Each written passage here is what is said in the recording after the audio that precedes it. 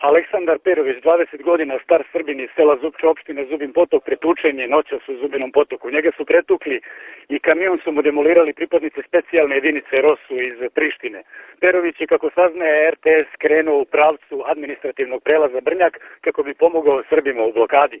Nezvanično saznajemo da su u akciji i operaciji jedinice ROSU, kojih je večeras bilo više u opštini Zubin Potok, uhapšena trojica Srba iz ovog mesta na severu Kosova i Metohije.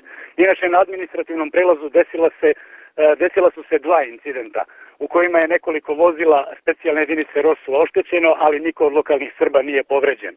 Prvi incident dogodio se 1 sat i 15 minuta posle ponoći, kada su sa 2 kombija i 3 džipa pripadnici ROSU probali da prođu i uspeli da prođu do administrativnog prelaza Brnjak, koji sada kontrolišu. Kako saznajemo, u ovom trenutku na administrativnom prelazu ima oko 60 kosovskih specijalaca.